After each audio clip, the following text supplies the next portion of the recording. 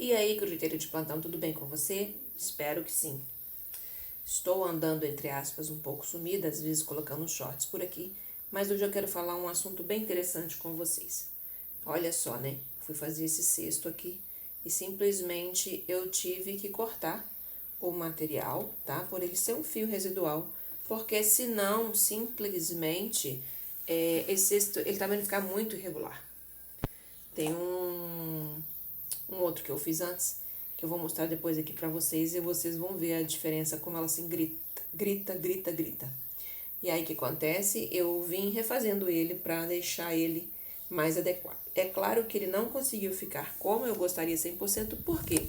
Porque esses cestos, eles são feitos de materiais que a gente chama ecologicamente, né, corretos, ou seja, os fios residuais, né, os fios ecológicos, às vezes, outra forma de dizer. O que eu quero refletir com vocês aqui hoje? Que para que esse 24 a gente feche ele com chave de ouro, eu quero falar sobre erros fatais que nós crocheteiras cometemos e que nós temos que eliminar a repetição desse erro, né, desses erros, né, que são alguns em que a gente faz, porque se a gente não parar de repeti-los, simplesmente 2025 vai ser uma cópia de 2024. E a primeira dela que eu vou falar para vocês é comprar material de forma desnecessária, simplesmente por empolgação, aquela dopamina, aquela coisa incrível. Nossa, Black Friday passou aí e todo mundo ficou comprando material em quantidades altíssimas muitas vezes. E aí, será que a gente produz naquela mesma velocidade? E quando eu comprei, por exemplo, eu ou você que está me ouvindo, comprou um material e assim mesmo ainda tem uma reserva guardada? Ou queimou tudo porque é extremamente importante aquele estoque?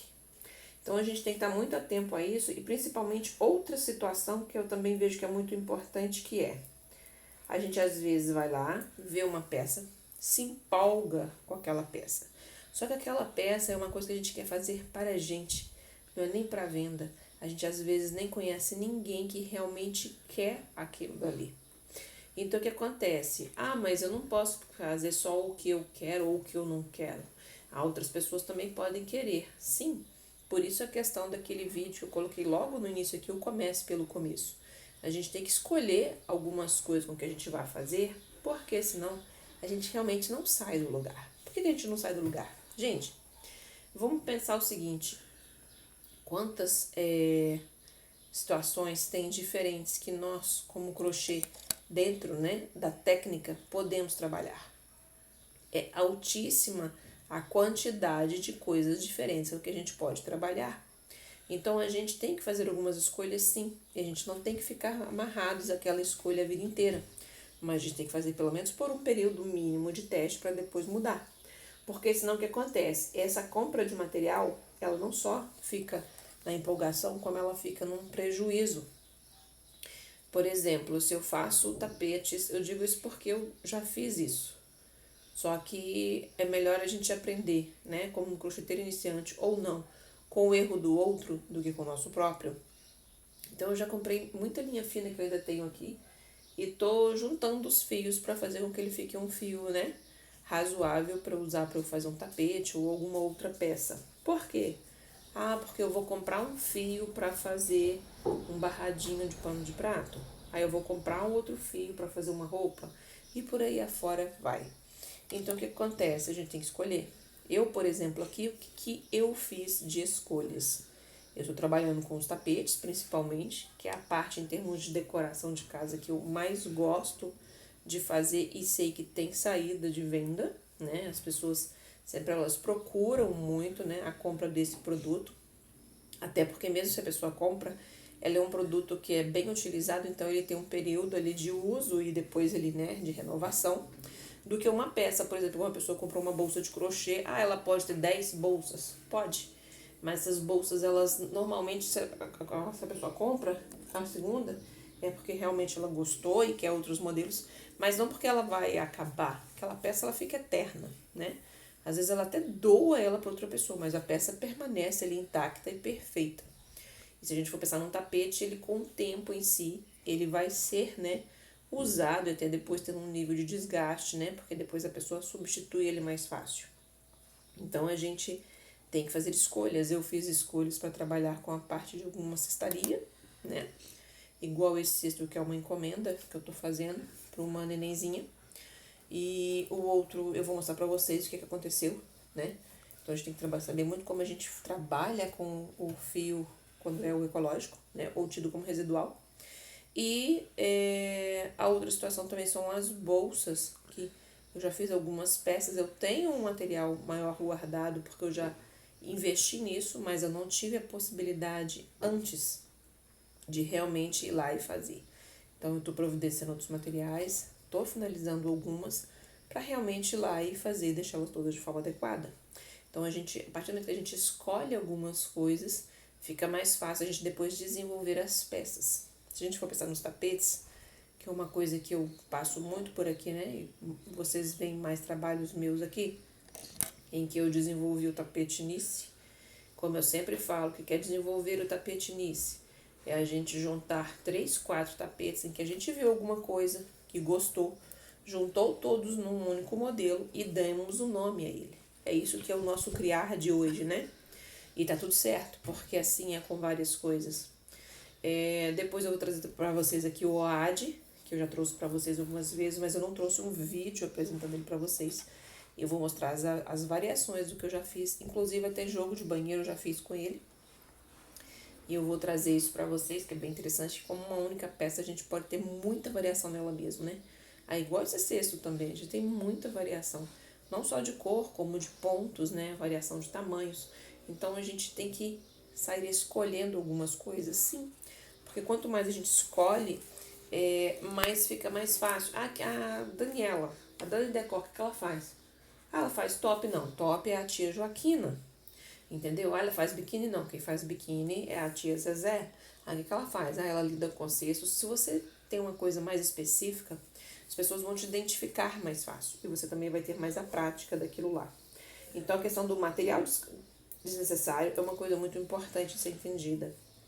Eu vou trazer apenas 3 tópicos para vocês, tá?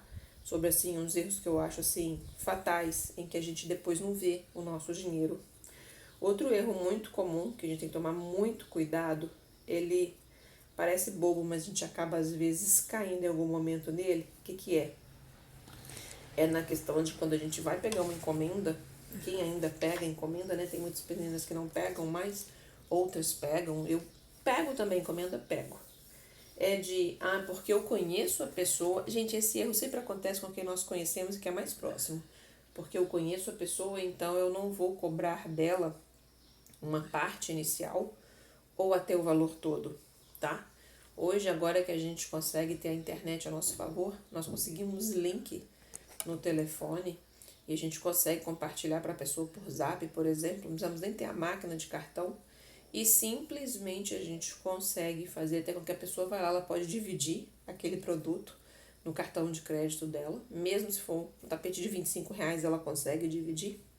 Então, essa história de me dá uma metade do valor e paga o resto depois, isso, a bem dizer a verdade, no meu pensamento já caiu por terra, tá? O ideal mesmo é nós recebermos o valor todo. Sabe por quê, gente? Se você for lá comprar um eletrodoméstico em qualquer loja, por exemplo, Ponto Frio, Casas Bahia, numa loja das Americanas na internet, não interessa onde, você comprou um liquidificador e ele vai chegar na sua casa. Você não paga a metade e depois que ele chega você paga a outra metade. Você paga o valor integral e ele chega à sua casa. Então, uma coisa muito importante ficar atentas a isso. Não adianta depois reclamar que não recebeu uma peça, uma vez que você não agiu da melhor forma possível. E a conduta correta numa venda é receber pelo produto antes. E aí você entrega esse produto. Se a gente faz isso, eu falo que a gente não tem aborrecimento e nem tem inimigos em que a gente vai ter, né, futuros ali na frente. E outra coisa, eu já tenho até alguns vídeos aqui, que eu acho que é como dos tops 3, né? Uma coisa extremamente importante de ser entendido é preço da minha peça, tá? Quanto eu cobro na minha peça. Ou seja, acertar no preço que eu escolho colocar na minha peça. Eu sempre falo muito isso, a gente não tem que preocupar com o preço da nossa colega costeira de plantão. A gente não tem que preocupar com essa situação, a gente tem que preocupar com o preço que eu estou cobrando da minha peça. Ele é justo para mim? Ele é verdadeiro para mim? Ele paga o meu serviço da forma que eu gostaria? Ou não, ele não paga o que eu acho que eu gostaria, mas ele pelo menos é o mínimo do que eu acho necessário. Tudo bem, entendeu? Entenda que a escolha sobre esse produto, a forma, né, tipo assim, de valores que vocês vão colocar. Ah, não, esse aqui eu coloco mais em conta porque é o meu produto, muitas meninas chamam de chamariz, outros lugares chamam de abre carteira, tem outros nomes que as pessoas dão, né? Aquele produto assim de carro-chefe em que as pessoas vão ter, tipo assim, não vão ter nenhuma barreira para comprar e assim elas passam a conhecer o meu trabalho. Não tem problema, tá? Agora entendam que escolham o valor que vocês acharem justo para vocês. Mas entendam que ao fazer uma negociação ou conversar, né, com uma pessoa, mesmo no Zap o que for, cuidado com essa forma de erro. Às vezes a pessoa nem confirmou ou não, e você fala, vamos supor que você fala que o tapete, esse aqui é R$ 45. A pessoa nem te respondeu, mesmo pessoalmente, ou mesmo no Zap, e aí o que acontece? Você vira e fala assim, mas então, se você já fechar agora, eu já te faço por 40. Tipo assim, diminui R$ 5 às vezes na peça, sem a pessoa nem sequer ter mencionado nada ou sequer ter respondido. Então, assim, isso mostra um desespero e uma necessidade muito grande da venda. E quando você demonstra isso muito grande, o que o cliente observa?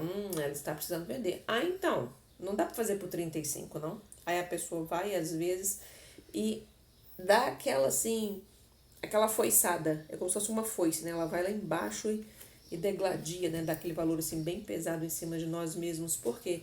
Porque ela observou, muitas vezes, a nossa necessidade e ela se aproveita dessa situação.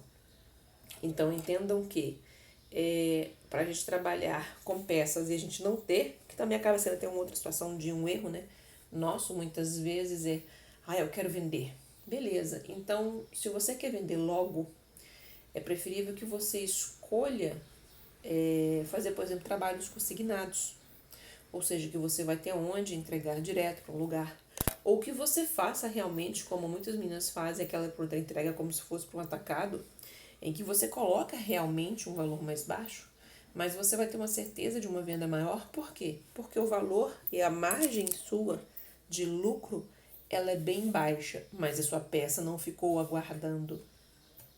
Então a gente tem que observar como nós vamos querer escolher passar por isso, para que a gente não chegue no final de uma semana, no final de um mês e fale assim, poxa, eu fiz X valores e cadê o dinheiro? Às vezes o dinheiro foi na peça, foi na compra desnecessária de material, igual eu falei para vocês. Ou a gente não vê o dinheiro porque a gente teve aquela situação daquela cliente que não pagou pra gente porque a gente não pediu lá o valor todo adequadamente, depois ela, tchau, tô indo embora. Você ficou com o material parado, uma peça que não é comum de sair. Ou às vezes essa situação que eu tô falando pra vocês. Eu tinha uma X planejamento, em que aqueles valores, né, ia dar X, sei lá, ia dar R$ 200 de valor. Mas como eu fiquei muito desesperada na venda, o que eu fiz? Eu simplesmente fui lá e ofereci logo na pessoa logo um valor muito menor. Automaticamente não entrou aquele valor. Então, crossfiteira de plantão, fica atenta a essas coisas. E como a gente pode corrigir isso?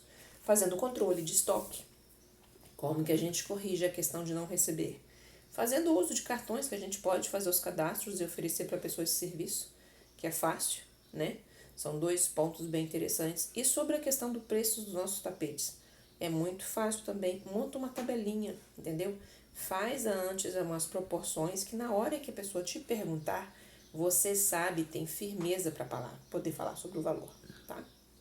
Aí, ó o meu cestinho, tá? Finalizei ele, agora é só arrematar. E esse é um cestinho que tá disponível. Esse não, né? Aliás, esse é para encomenda que eu vou entregar. É um cestinho que eu faço, né? Aqui, às vezes, por encomenda com outras cores aí. Para quem tiver interessado, pode entrar comigo em contato por aqui para adquirir o seu. E esses lugarzinhos que eu tô mostrando para vocês são os arremates. Esse lugar aí mesmo que eu mostrei no final para vocês é onde o fio foi mais fino.